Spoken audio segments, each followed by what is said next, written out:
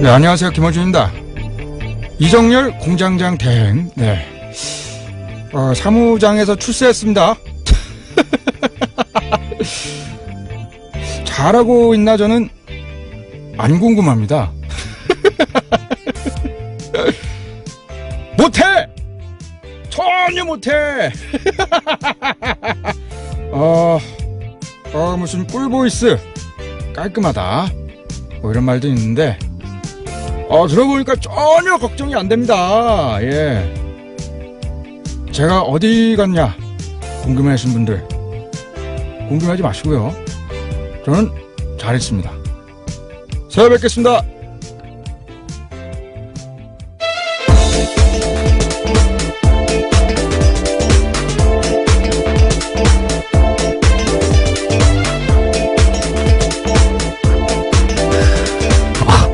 예, 시사인의 김은지입니다. 제 내막을 좀 말씀을 드리자면, 어젯밤에, 오프닝을 제가 작성을 하는데, 오프닝을 쓰지 마라. 그래서 겁이 덜컥 난 거예요. 하도 오프닝 때 사고를 치니까, 못하게 하는구나. 야, 언론 자유 탄압하는 뉴스공장 각성하라. 이거 준비했는데, 따로 준비를 하셨다 그래서 이거였군요. 예. 지금 공장장의 네. 목소리를 따라한 네. 분이신 거죠? 저 잘 모르겠습니다. 네. 이제 웃음소리에 포인트가 있는 것 같은데요. 예. 예, 절대로 동감할 수 없습니다. 네. 자, 바로 들어가죠. 이게 굵직굵직한 소식들이 지난밤에 이제 많이 나와서 오늘 저도 또 말씀드릴 부분들이 있어서, 네. 달려보겠습니다. 자, 공장문 열겠습니다. 가시죠. 네. 첫 번째 소식이요. 조윤선 전 장관에 대한 구속영장이 기각됐습니다. 조 전 장관은 청와대 근무 시절에 박근혜 정부 국정원에 특수활동비를 상납받은 혐의로 구속영장이 선고됐는데요. 서울중앙지법 오민석 영장전담 부장판사가 기각한 겁니다. 네. 사유는 다음과 같은데요. 수수된 금품의 뇌물성 등 범죄 혐의에 대해서는 다툼의 여지가 있다라는 거고요. 또 수사 및 별건 재판의 진행 과정 등을 비추어 볼 때 도망 및 증거인멸에 염려가 있다고 보기 어렵다라는 겁니다. 네. 많은 분들께서 새벽에 눈을 뜨시고 나서 바로 혈압을 급상승시킨 뉴스였죠.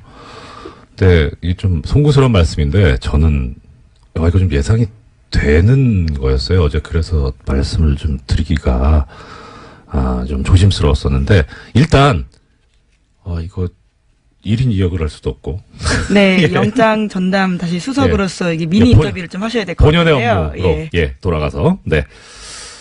지금 그 조윤선 전 장관에 대해서 구속영장 청구가 기각이 되면서 영장 청구 기각 사유를 밝힌 게 아까 김 기자님께서 말씀드린 내용대로입니다. 수수된 금품의 뇌물성 등 범죄 혐의에 대해서 다툼의 여지가 있다.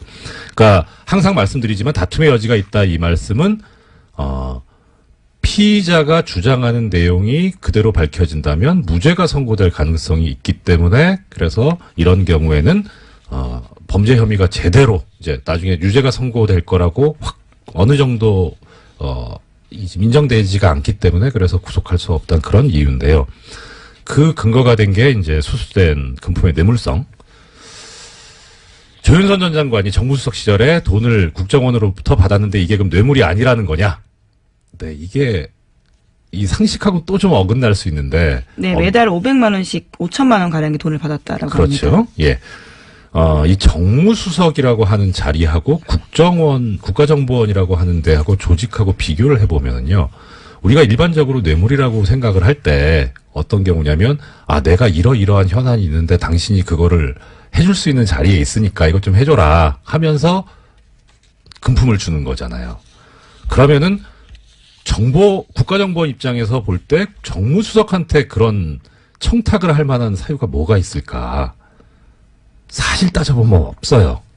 그래서 이제 만약에 뇌물을 주는 상대방이 대통령이면 이거는 뇌물이 되죠. 왜냐면은 국가정보원의 인사권을 대통령이 가지고 있기 때문에 그래서 인사청탁한다는 그런 어떤 포괄적인 직무 관련성을 가지고 줄 수 있는데 이건 약간 좀 약간 그렇다라는 생각을 했었어요. 근데 그 전에 이게 처음에 문제가 됐던 그 사안이 뭐였냐면 문고리 3인방에 대해서 이걸로 이제 뇌물로 구속영장 청구가 있었는데 그때 사실 좀 걱정이 됐었거든요.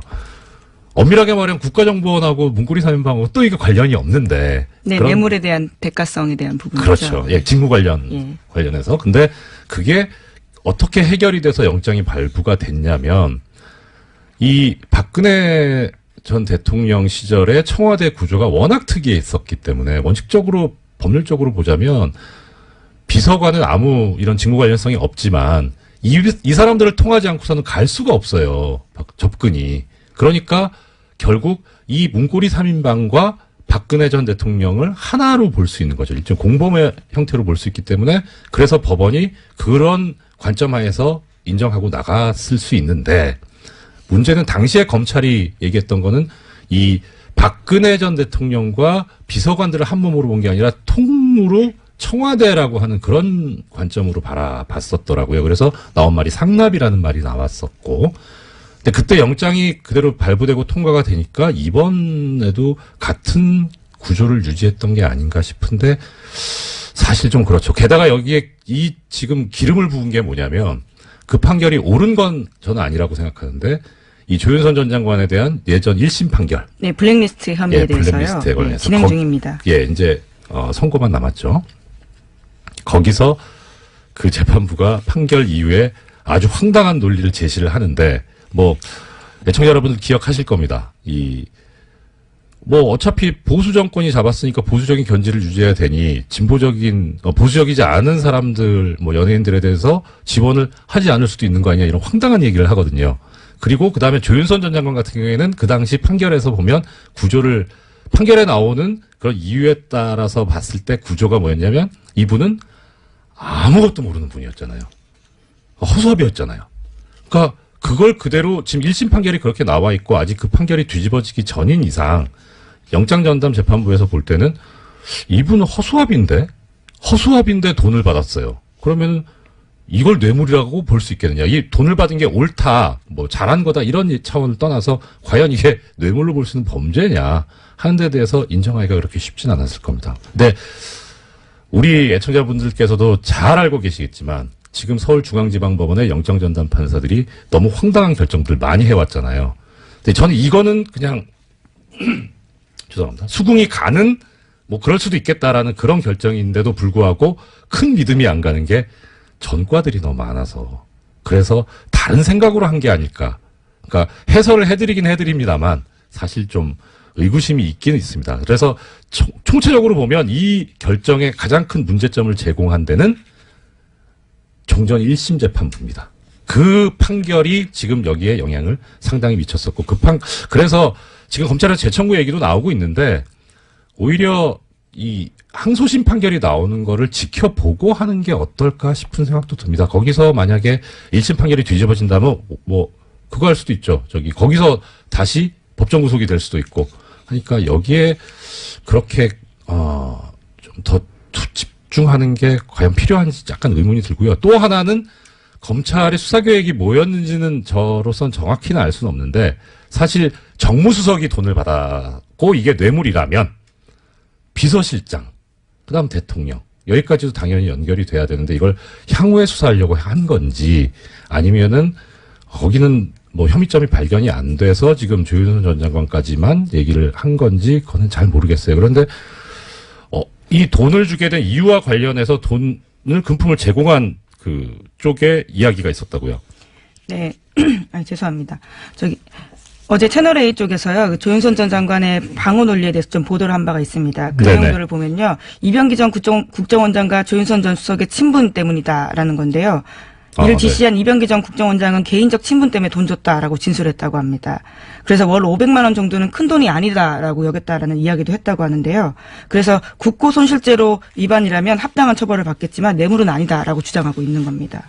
국고손실죄가 더 센데 원래 왜 이러신지 모르겠어요. 근데 그렇다면은 액면 그대로 받아들이면 이 말이 진실일 수도 있을 것 같아요. 근데 이 말이 진실이더라도 더 아프죠. 우리 국민들 입장에서 보면 아니 도대체 이건 무슨 우리가 뼈 빠지게 벌어가지고 일해서 벌은 거 가지고 세금 내는데 그걸 자기들 이게 후배가 불쌍해 보여가지고 주는 이런 돈으로 쓰였다는 게. 네, 월 500이 큰 돈이 아니다라는 주장도 좀 황당하고요. 게다가 검찰에서는 돈 준 방식에 대해서는 주목하고 있는데 네. 잡지에 현금 봉투 끼워서 조심히 그러니까 몰래 줬다라는 거거든요. 이제 그만큼 이 돈을 주는 것이 적당하진 않다라는 것을 스스로 인식했다라고 판단하는 거죠. 농담할 분위기는 아닙니다만 이 잡지가 시사인이라면 좀 어느 정도는 정상 참작의 여지가 있지 않나. 네. 청와대에서 시사인을 현금 봉투에 끼워서 줬다면 그것도 놀라운 뉴스겠네요. 네. 예. 자, 그러면 여기에 관해서 이제 채널A도 보도를 했는데 조윤선 전 정무수석은 비서관이 줘서 받았을 뿐이다. 예, 결국은 또다시 허수아비 논리를 이야기하고 있는 건데요. 네. 그냥 줬으니까 받았을 뿐이고 이것이 위법한지 몰랐다라는 주장을 하고 있습니다. 그래도 나름 아시는 분들은 아실 텐데 조윤선 전 장관이 저랑 사법연수원 동기거든요. 이분이 연수원대 아니랬는데 갑자기 정치계로 들어가서 허수아비가 되셨는지 왜 이렇게 이게 저 법률계에서는 이렇게 얘기합니다. 우리가 그 항변이라는 말을 쓰잖아요. 보통 무효 항변, 취소 항변 이러는데 이거를 바보 항변이라고 합니다. 바보 항변은 법률상 이유가 없는데 받아들이지 않는데 참 열심히 쓰시는 것 같습니다. 자, 다음 소식이요. 네, 우병우 전 민정수석의 구속적부심 청구는 기각됐습니다. 법원은 우 전 수석에 대한 구속수사가 필요하다라고 판단을 한 건데요. 어제 심리를 진행한 곳은 서울중앙지법 형사합의 2부였습니다. 네. 애청자 여러분들 다 검색해 보셨으니까 아시죠? 이우철 부장판사, 그 심리로 열려서 결국, 적부심 청구가 기각이 됐어요. 그래서 어제 기각될 것 같다고 말씀을 드렸는데. 예, 적중하셨네요. 그렇죠. 확률이 50%잖아요. 예. 이거 아니면 저거였는데. 그래도 맞추기는 어렵죠. 예. 사실 어저께 말씀을 드릴 때 이게 워낙에 뉴스공장이 영향력이 큰 방송이라서 말씀을 잘못 드리면 이 재판에 영향력을 행사하려고 하는 게 아닌가 싶어서 되게 조심스러웠는데 이우철 부장판사가 저하고 같은 재판부에서 근무를 했었거든요. 1년 동안. 속속들이 잘 알아요. 이 성향을. 그래서 하나 걱정스러웠던 거는 그러니까 진짜 정말 정의롭다까지라고 평가는 못하겠지만 또 존경하고 믿고 따르는 선배인데 이분이 그 성향을 보면은 그동안에 오염되지만 않았다면 그러면 당연히 성향상 이런 자신의 권력을 사적인데 동원하고 이용하는 거에 대해서 하는 게 그걸 못 참는 분이거든요. 그런데 그러니까 소위 말하는 정말 정통 보수적인 그런 분이어가지고 근데 늦게까지 안 나와서 오염되셨나? 이거 퇴근 전에 6시 전에 분명히 나올 줄 알았는데 그건 좀 걱정을 했었어요. 근데 역시 기대를 벗어나지 않는. 네.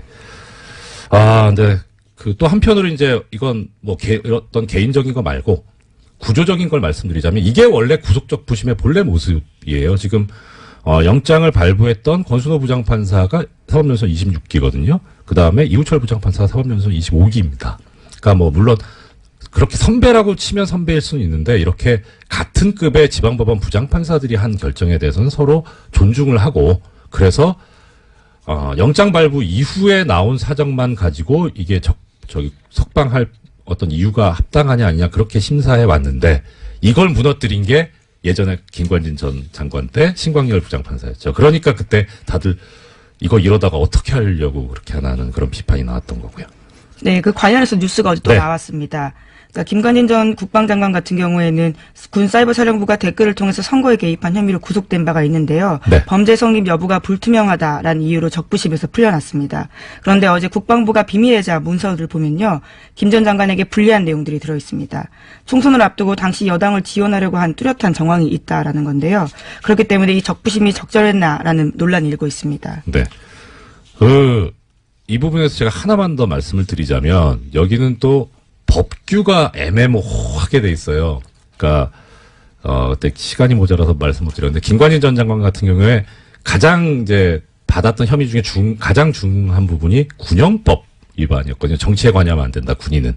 근데 이분은 군인이 아니잖아요. 현재는 민간인이죠. 민간인이죠. 그러니까 원래 군형법 적용 대상이 아닌데 그런데 그럼 왜 군형법을 적용을 하느냐? 군인과 함께 범죄를 저질렀기 때문에. 그래서 군형법을 적용을 해가지고 구속영장을 청구를 해서 그게 발부가 됐는데 문제는 그거예요.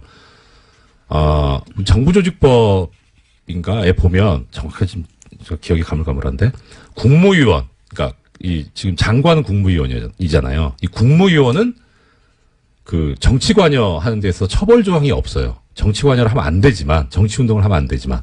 그래서 정무직 공무원의 경우에는. 그러니까 군형법에 따르면 원래 자기가 적용받는 그런 법인 국가공무원법이죠. 국가공무원법에 의하면 처벌 대상이 아닌데 공범이 되면 처벌받는 게 말이 되냐라는 논리를 들이댔던 거고 그게 먹혔었는데 재밌는 거는 2006년도에 이 비슷한 판례가 하나 있었어요. 대법원 판례가. 아마 그게 상당히 참고가 됐었을 거다라는 생각은 들긴 하지만 나중에 법이 바뀌어가지고 그래가지고 또 처벌의 대상이 된다고 바뀌었었는데 그 바뀐 법을 몰랐을 리가 없는 것 같은데 바뀌기 전 법을 적용해서 그래서 당시에 그래서 지금 조금 전에 말씀하셨던 거죠. 범죄 성립 여부가 불투명하다 해서 석방을 했는데 안 불투명합니다. 투명합니다. 범죄됩니다 이거. 네, 게다가 계속해서 증거들이 나오고 있어서요. 예, 그러니까 이 증거의 문제가 아니라 법적인 문제였었거든요. 그런데 뭐 지금 이렇게까지 되니까 이제 근데 뭐 마지막으로 이 부분에서 하나만 더 말씀드리자면 그 당시에 그 신광열 부장판사를 비롯한 서울중앙지방법원 형사수석부가 무슨 만행을 저지른 거냐면 이 군이 댓글을 달면서 정치에 관여한 부분에 대해서 새로운 증거가 정말 뭐 한 트럭이 나와도 구속적 부심에서 석방이 된 경우에는 피의자가 도주했거나 증거를 인멸한 경우가 아니라면 그걸 그 동일한 범죄 사실을 가지고 구속을 다시 할 수가 없어요. 새로운 증거가 아무리 나와도. 그래서 적부심이 그만큼 무서운 거거든요. 진짜 조심했어야 되는데 그렇게 하고 나니까 참 더 허탈한 거죠. 우리 국민들 입장에서 보면 증거는 계속 쏟아지고 있는데 법적으로 방법이 없으니까요. 네, 그런 문제가 있습니다. 예, 다음 소식은요. 네, 어제 한일 위안부 합의 검증 보고서가 나왔습니다. 이면 합의는 없었다라는 박근혜 정부 발표는 거짓말이었다라는 건데요. 비공개 합의문이 따로 있었습니다. 2015년 공개한 합의문에서 한국 정부는 주한 일본 대사관 앞에 소녀상에 대해서 적절히 해결되도록 노력한다라고 명시했는데요. 하지만 일본 요구로 만들어진 비공개 문건은 따로 있었습니다. 여기에서 어떻게 이전할 것인지 구체적으로 한국 정부 계획 묻고 싶다라고 하니까요. 한국 정부에서는 적절히 해결되도록 노력한다라는 내용을 넣었습니다. 뿐만 아니라 제3국에서 소녀상이나 기린비 설치하는 것이 적절하지 않다라는 일본 쪽의 이야기에 대해서도요. 노력하겠다라는 답을 했습니다. 네. 일단 이 문제에 관해서는 잠시 후에 우리 정대협의 윤미향 대표님 모시고 말씀을 들을 예정이어서 거기서 자세히 나오겠습니다만은 그냥 어떻게 보세요? 저는 이 위안부 피해자 이 관련 합의, 한일 합의를 보면서, 그러니까 법률적으로 보면, 첫째는 장관들이 했잖아요. 그러면 국가를 대표해서 이제 양국에서 나왔단 말입니다. 합의를 했어요. 그러면 합의를 했으면 약속을 했다는 거 아닙니까? 국가 간의 합의는 서로 지켜야죠. 국제법상. 근데 국제법상 이런 합의를 우리는 뭐라고 부르냐면 조약이라고 부르잖아요. 국가 간의 합의를 한 거. 근데 지금 정확하게 그 조약이 기억은 안 나는데 조약으로서 성립이 되려면 원칙적으로 문서가 있어야 되거든요. 문서가 없어요. 그래서 이게 과연 조약이냐. 국제법적으로 지켜야 될 의무가 있는 합의인 거냐. 근데 게다가 비공개까지 있어요. 조약은 문서로 하는 거니까 공개되는 게 원칙인데 비공개 합의라면 이건 더더욱 지킬 필요가 없는 거 아니냐 하는 생각이 들었고 또 하나는 왜 이런 합의를 하느냐. 내용도 보면 이 TF에서 발표할 때 나왔지만 너무 일방적이었다라는 거잖아요. 왜 이렇게 굴욕적으로 일방적으로 퍼졌나 일본에. 예. 그러면 뭔가 다른 걸 얻은 거 아니냐 하는 그런 의심이 들어요. 뭘 얻었을까? 이것도 한번 밝혀서 조사해서 밝혀봐 주셨으면 좋겠고요. 총체적으로 저는 이런 생각이 듭니다. 이거 역적질입니다. 대한민국은 민주공화국인데 대한민국의 국민인 위안부 피해자 할머니들의 의사를 전혀 고려하지 않고 그분들의 인권에 반해서 나라를 팔아먹는 것과 같지 않냐. 저는 그렇게 생각합니다. 네, 어제 나온 내용들을 보면요. 박근혜 전 대통령이 연내 타결을 압박하면서 결과적으로 우리 정부가 끌려다니는 모습들을 만들게 됐다라는 겁니다. 네. 그 관련해서 그런 얘기가 있던데요. 뭐 이거 저기 외교 관계상 그거 하면 안 되지 않냐, 저기 공개를, 그런 얘기가 있던데 그건 또 어떻습니까? 네, 그와 관련해서 어제 윤병세 전 장관 같은 경우에는요, 네. 그런 주장들을 했습니다.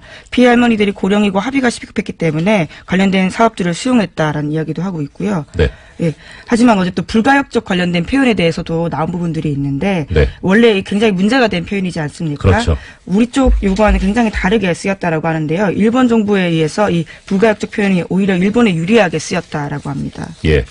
뭐 무슨 생각으로 시작한 건지 모르겠는데 이렇게 뭐 이용을 당했든 강하게 협력을 했든 간에 이거는 민족 반역적인 그런 책임을 면할 수가 없다. 저는 그런 생각입니다.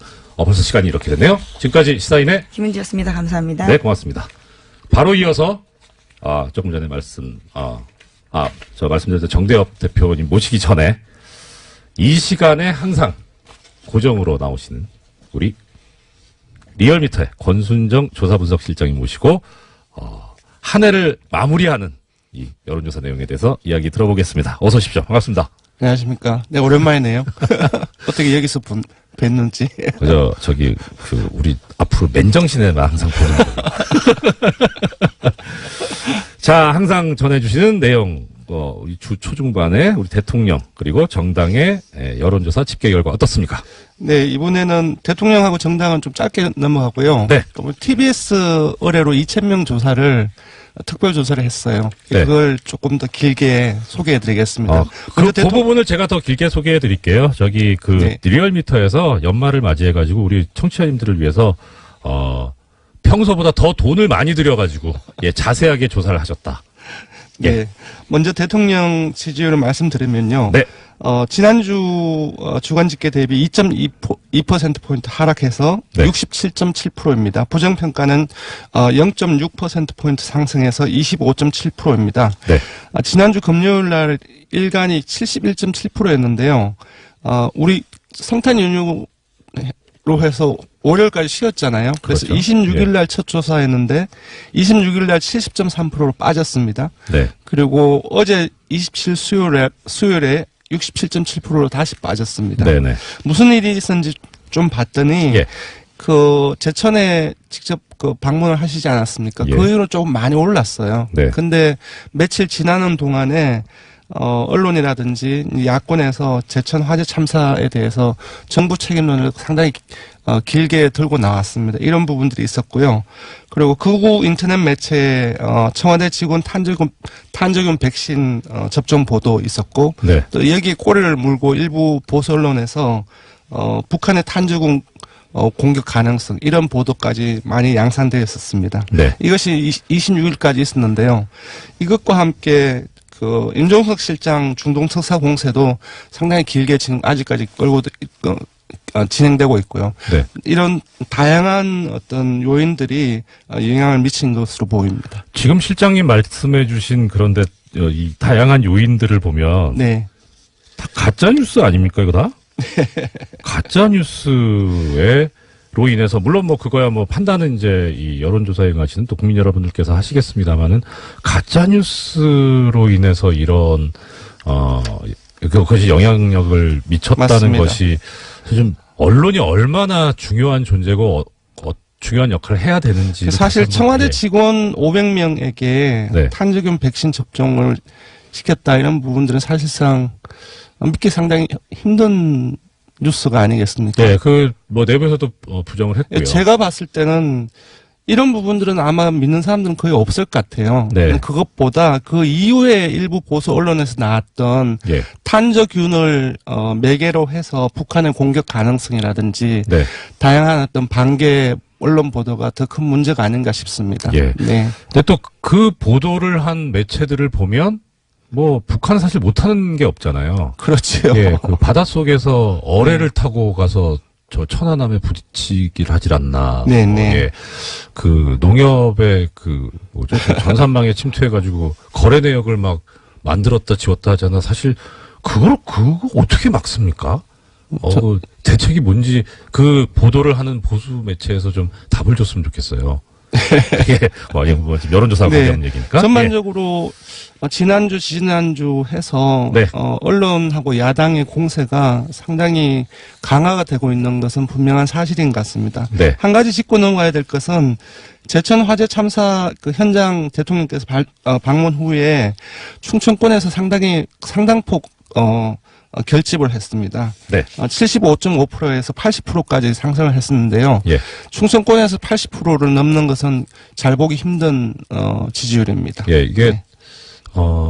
좀 조심해서 말씀드려야 되는데 일단 분석 차원에서 말씀드리자면 네. 이 대통령이 직접 현장을 이제 방문해서 했던 이야기. 네. 이런 상황에서는 대통령이 할 일은 욕이라도 먹어야 되는 거다, 유가족으로. 네, 그런 말씀을 하셨죠. 이게 네. 좀 인간적으로는 상당히 좀 와닿았던 그런 이야기였었던 것 같고, 그래서 그러지 않았을까. 네, 안전 문제를 대통령이 직접 네. 책임질 수 없지 않습니까? 예. 관료 공무원들은 매개가 있고 또 그런 그 인적인 요인뿐만 아니라 시설이라든지 네. 장비라든지 그런 요인이 있는데 그런 부분들 대통령이 한순간에 1년도 안 되지 않았습니까? 다 책임질 수 없기 때문에 네. 아마 대통령께서 그런 말씀을 하시지 않았나 싶습니다. 예. 그리고 더 나가서 좀 이제 화가 났던 거는, 아니, 이렇게 지금 실장님 말씀하신 대로 장비라든가 인력이라든가 이런 문제가 있는데 여기에 관해서 그럼 빨리 확충을 하고 네. 국가에서 지원을 해줘야 되는데 예산을 깎아버리니. 네. 예산을 깎아놓고 실제 가가지고는, 소방관들의 처우 개선과 이 안전, 화재 예방에 관한 법과 제도를 정비하겠다, 이런 얘기를 하는 분들을 다 보면서, 저분들은 어떻게 저렇게 얘기할 수 있을까? 그렇죠. 또 이 싶기도 하고요. 사안을 가지고서 또 공세로, 역으로 또 들고 나오는 그런 부분들이 있기 때문에 네. 사실상 뭐가 뭔지 모르겠어요, 저도. 예. 예, 뭐, 하여튼, 일단, 언론이 설령 가짜 뉴스를 전한다고 하더라도 우리 국민 여러분들께서 정확하게 좀 파악을 하시고 판단을 해주셨으면 좋겠고, 또 여기에 진실을 알고 계시는 분들이 쉬지 마시고 여러 군데 전파를 할 수 있도록 그렇게 해주셨으면 하는 그런 생각입니다. 예. 정당 부분 어떻습니까? 예, 정당 짧게 넘어가겠습니다. 네. 민주당도 하락했습니다. 1.2%포인트 하락해서 50.8%이고요. 한국당 역시 소폭 하락했습니다. 0.2%포인트 하락해서 네. 17.6%이고요. 바른정당이 안 대표 척하고 통합 행보를 계속 이어가고 있는데요. 발음 잘하세요. 0.7%포인트 상승해서 6.4%입니다. 네. 정의당이 2주째 오름세를 보이고 있습니다. 0.6%포인트 상승해서 5.8%이고요. 국민의당은 여전히 3주째 약세를 보이고 있습니다. 0.1%포인트 하락해서 4.8%입니다. 예, 그리고 이번에 심혈을 기울여서 하신 현안조사. 네, 그 이전에 됩니까? 조사 개요를 알려드려야 되는데. 이거 하면 끝나잖아요. 이번 주준조사는 TBS 의뢰로 화요일부터 수요일까지 이틀간 조사를 했습니다. 전국 19세 이상 성인 1,005명을 대상으로 했고요. 유무선 전화 면접과 자동 응답 방식으로 실시했고, 네. 표본 오차는 95% 신뢰 수준 플러스 마이너스 3.1%포인트입니다. 응답률은 4.9%였습니다. 예, 청취자 여러분 아시겠습니다만은, 오차 범위가 3.1%니까 더하기 빼기 3.1까지 감안해서 네, 생각하시면 그렇게 되겠다는 보셔야 될 것 말씀이죠. 같습니다. 네. 예, 현안 어떤 내용이 있습니까? 예, 요번에는,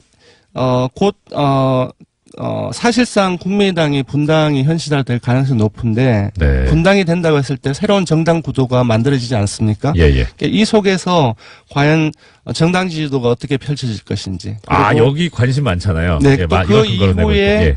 6.13 지방선거에서 어떻게 펼쳐질 것인지. 네. 근데 그걸 중심으로서 좀 살펴봤는데요. 네. 그러니까 국민의당하고 바른정당이 통합한 정당이 하나 생기고, 그리고 국민의당과 바른정당의 통합을 반대하는 네. 주로 이제 호남 의원분들이죠. 그분들의 정치 세력을 집어넣어서 조사를 해봤더니 네. 더불어민주당이 기존의 현재 정당 지지도보다 한 4.2%포인트 빠져가지고 47.4%가 나왔고요. 그래도 높네요. 네. 자유한국당 역시 0.6%포인트 하락해서 17.8% 정도 나옵니다. 네. 근데 여기서 봐야 될 게 국민의당하고 바른정당하고 통합정당이 얼마나 나왔냐면은 12.8%가 나왔는데요. 예. 이것은 통합하기 이전에 국민의당 6.8%, 바른정당 5.6%하고 합친 12.4%보다 0.4%포인트 높은 겁니다. 그러니까 사실상 통합의 효과는 상당히 미미하다라고 봐야 될 것 같습니다. 시너지가 지금 상당히 통합하자는 통합파의 근거인데. 네네. 예, 실제 조사상으로는 그렇게 많이 나오진 않는다. 네. 예. 여기서 한 발 더 들어가면 네. 이런 정당 구도 하에서 6.13 지방선거에서 누가 실제 현재 지지율보다 득표율이 더 높을 것 같냐 네네. 이렇게 물어봤습니다. 왜냐하면은 모든 선거에서 당시의 지지율보다 득표율이 많이 나오고 적게 나오는 정당이 있거든요. 그렇죠. 그랬더니 국민의당하고 바른정당의 통합정당에 많이 나올 거라고 하는 응답이 11.1%가 나왔습니다. 단순 비교는 어렵겠지만은 네. 아까 기억하실지 모르겠지만 예. 12.8%가 통합 효과로 해서 나왔던 수치인데 네. 더 많은 득표를 올릴 것이라고 한 응답이 11.1%가 나왔습니다. 줄어든 것이죠. 줄어든 거죠. 예. 네. 거참. 그 지금 조사 그럼 더 올라가는 당은 어느 당이? 그러니까 사실상 이걸로 해서 뭘 알 수 있냐면은 네. 지금 현재 국민들 이 초반기에 쇼텀의 어떤 그 양당의 통합 효과하고 이후에 지방선까지 이어질 어떤 그 시너지 효과를 에 대한 전망을 이제 보는 것인데요. 네. 그것이 사실상 긍정적이지 않다라고 해석해야 될 것 같습니다. 예. 네. 그럼 이 부분에 있다가 나오실 박지원 대표께 여쭤봐야 되겠네요. 예, 요 부분에 관한 조사 결과는 어떻습니까? 네. 이번 특집조사는 TBS를 어제 하루 동안 실시했습니다. 전국 19세 이상 성인 2029명을 대상으로 실시했고요. 무선, 유선, 자동 응답 방식으로 실시했습니다. 표본 오차는 95% 신뢰 수준 플러스 마이너스 2.2%포인트, 응답률은 4.1%였습니다. 예, 현안 조사까지 하신다고 너무 고생 많으셨고, 한 해 동안 좋은 소식 전해주셔서 고맙습니다. 지금까지 리얼미터의 권순정 조사 분석 실장님이었습니다. 감사합니다. 고맙습니다. 결정들 많이 해왔잖아요. 근데 저는 이거는 그냥 죄송합니다. 수긍이 가는 뭐 그럴 수도 있겠다라는 그런 결정인데도 불구하고 큰 믿음이 안 가는 게 전과들이 너무 많아서 그래서 다른 생각으로 한 게 아닐까. 그러니까 해설을 해드리긴 해드립니다만 사실 좀 의구심이 있긴 있습니다. 그래서 총체적으로 보면 이 결정의 가장 큰 문제점을 제공한 데는 종전 1심 재판부입니다. 그 판결이 지금 여기에 영향을 상당히 미쳤었고 그래서 지금 검찰에서 재청구 얘기도 나오고 있는데 오히려 이 항소심 판결이 나오는 거를 지켜보고 하는 게 어떨까 싶은 생각도 듭니다. 거기서 만약에 1심 판결이 뒤집어진다면 뭐 그거 할 수도 있죠. 거기서 다시 법정 구속이 될 수도 있고 하니까 여기에 그렇게 좀 더 집중하는 게 과연 필요한지 약간 의문이 들고요. 또 하나는 검찰의 수사 계획이 뭐였는지는 저로선 정확히는 알 수는 없는데 사실 정무수석이 돈을 받았고 이게 뇌물이라면 비서실장, 그다음 대통령 여기까지도 당연히 연결이 돼야 되는데 이걸 향후에 수사하려고 한 건지 아니면은 거기는 뭐 혐의점이 발견이 안 돼서 지금 조윤선 전 장관까지만 얘기를 한 건지 그거는 잘 모르겠어요. 그런데 이 돈을 주게 된 이유와 관련해서 금품을 제공한 그 쪽에 이야기가 있었다고요. 네, 죄송합니다. 어제 채널A 쪽에서요, 조윤선 전 장관의 방어 논리에 대해서 좀 보도를 한 바가 있습니다. 그 네네. 내용들을 보면요, 이병기 전 국정원장과 조윤선 전 수석의 친분 때문이다라는 건데요. 이를 지시한 이병기 전 국정원장은 개인적 친분 때문에 돈 줬다라고 진술했다고 합니다. 그래서 월 500만 원 정도는 큰 돈이 아니다라고 여겼다라는 이야기도 했다고 하는데요. 그래서 박근혜 전 대통령을 하나로 볼 수 있는 거죠. 일종 공범의 형태로 볼 수 있기 때문에 그래서 법원이 그런 관점 하에서 인정하고 나갔을 수 있는데 문제는 당시에 검찰이 얘기했던 거는 이 박근혜 전 대통령과 비서관들을 한 몸으로 본 게 아니라 통으로 청와대라고 하는 그런 관점으로 바라봤었더라고요. 그래서 나온 말이 상납이라는 말이 나왔었고, 근데 그때 영장이 그대로 발부되고 통과가 되니까 이번에도 같은 구조를 유지했던 게 아닌가 싶은데 사실 좀 그렇죠. 게다가 여기에 이 지금 기름을 부은 게 뭐냐면 그 판결이 옳은 건 저는 아니라고 생각하는데 이 조윤선 전 장관에 대한 예전 1심 판결. 네, 블랙리스트 혐의에 대해서요. 블랙리스트에 관해서 진행 중입니다. 이제 선고만 남았죠. 거기서 그 재판부가 판결 이후에 아주 황당한 논리를 제시를 하는데 뭐 애청자 여러분들 기억하실 겁니다. 어차피 보수 정권이 잡았으니까 보수적인 견지를 유지해야 되니 보수적이지 않은 사람들 연예인들에 대해서 지원을 하지 않을 수도 있는 거 아니냐 이런 황당한 얘기를 하거든요. 그리고 그다음에 조윤선 전 장관 같은 경우에는 그 당시 판결에서 보면 구조를 판결에 나오는 그런 이유에 따라서 봤을 때 구조가 뭐였냐면 이분은 아무것도 모르는 분이었잖아요. 허수아비였잖아요. 그러니까 그걸 그대로 지금 1심 판결이 그렇게 나와 있고 아직 그 판결이 뒤집어지기 전인 이상 영장전담 재판부에서 볼 때는 이분은 허수아비인데 돈을 받았어요. 그러면 이걸 뇌물이라고 볼 수 있겠느냐. 이 돈을 받은 게 옳다, 뭐 잘한 거다 이런 차원을 떠나서 과연 이게 뇌물로 볼 수 있는 범죄냐 하는 데 대해서 인정하기가 그렇게 쉽진 않았을 겁니다. 근데 우리 애청자분들께서도 잘 알고 계시겠지만 지금 서울중앙지방법원의 영장전담 판사들이 너무 황당 국정원으로부터 받았는데 이게 그럼 뇌물이 아니라는 거냐? 네, 이게 이 상식하고 또 좀 어긋날 수 있는데. 네, 매달 500만 원씩 5천만 원 가량의 돈을 받았다라고 그렇죠. 합니다. 예. 이 정무수석이라고 하는 자리하고 국가정보원이라고 하는 데하고 조직하고 비교를 해보면은요. 우리가 일반적으로 뇌물이라고 생각을 할 때 어떤 경우냐면, 내가 이러이러한 현안이 있는데 당신이 그거를 해줄 수 있는 자리에 있으니까 이것 좀 해줘라 하면서 금품을 주는 거잖아요. 그러면은 국가정보원 입장에서 볼 때 정무수석한테 그런 청탁을 할 만한 사유가 뭐가 있을까? 사실 따져보면 없어요. 그래서 이제 만약에 뇌물을 주는 상대방이 대통령이면 이거는 뇌물이 되죠. 왜냐면은 국가정보원의 인사권을 대통령이 가지고 있기 때문에. 그래서 인사청탁한다는 그런 어떤 포괄적인 직무 관련성을 가지고 줄 수 있는데 이건 약간 좀 약간 그렇다라는 생각을 했었어요. 근데 그 전에 이게 처음에 문제가 됐던 그 사안이 뭐였냐면 문고리 3인방에 대해서 이걸로 이제 뇌물로 구속영장 청구가 있었는데 그때 사실 좀 걱정이 됐었거든요. 엄밀하게 말하면 국가정보원하고 문고리 3인방하고 또 이게 관련이 없는데. 네, 뇌물에 대한 대가성에 대한 부분이죠. 그렇죠. 예, 직무 관련해서. 근데 그게 어떻게 해결이 돼서 영장이 발부가 됐냐면 이 박근혜 전 대통령 시절에 청와대 구조가 워낙 특이했었기 때문에 원칙적으로 법률적으로 보자면 비서관은 아무 이런 직무 관련성이 없지만 이 사람들을 통하지 않고서는 갈 수가 없어요. 접근이. 그러니까 결국 이 문고리 3인방과 박근혜. 네, 안녕하세요. 김어준입니다. 이정열 공장장 대행. 네. 사무장에서 출세했습니다. 잘하고 있나 저는 안 궁금합니다. 못해! 전혀 못해! 무슨 꿀보이스 깔끔하다 뭐 이런 말도 있는데 들어보니까 전혀 걱정이 안 됩니다. 예. 제가 어디 갔냐 궁금해하신 분들 궁금하지 마시고요. 저는 잘했습니다. 새해 뵙겠습니다.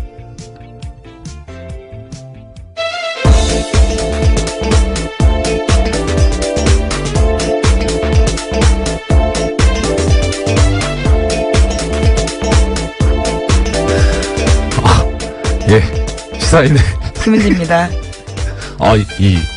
제 내막을 좀 말씀을 드리자면 어젯밤에 오프닝을 제가 작성을 하는데 오프닝을 쓰지 마라.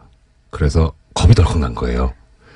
하도 오프닝 때 사고를 치니까 못하게 하는구나. 야, 언론 자유 탄압하는 뉴스공장 각성하라 이걸 준비했는데 따로 준비를 하셨다 그래서 이거였군요.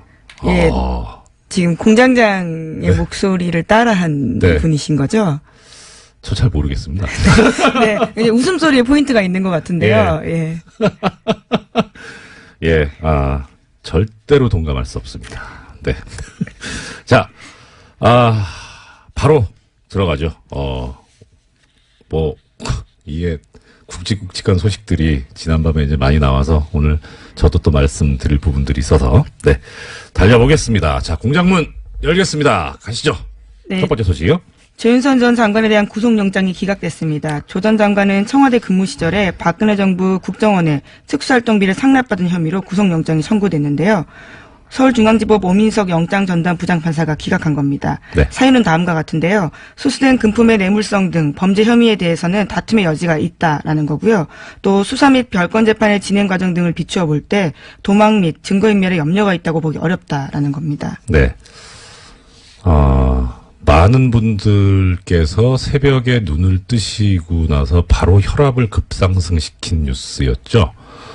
근데 이게 좀 송구스러운 말씀인데 저는 이거 좀 예상이 되는 거였어요. 어제 그래서 말씀을 좀 드리기가 좀 조심스러웠었는데 일단 이거 1인 2역을 할 수도 없고 네, 영장 전담 다시 수석으로서 이게 미니 인터뷰를 좀 하셔야 될 것 같아요. 본연의 업무로 돌아가서 지금 그 조윤선 전 장관에 대해서 구속영장 청구가 기각이 되면서 영장 청구 기각 사유를 밝힌 게 아까 김 기자님께서 말씀드린 내용대로입니다. 수수된 금품의 뇌물성 등 범죄 혐의에 대해서 다툼의 여지가 있다.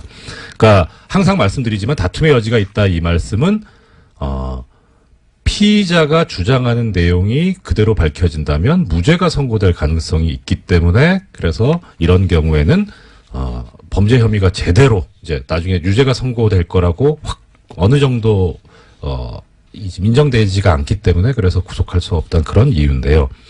그 근거가 된 게 이제 수수된 금품의 뇌물성. 조윤선 전 장관이 정무수석 시절에 돈을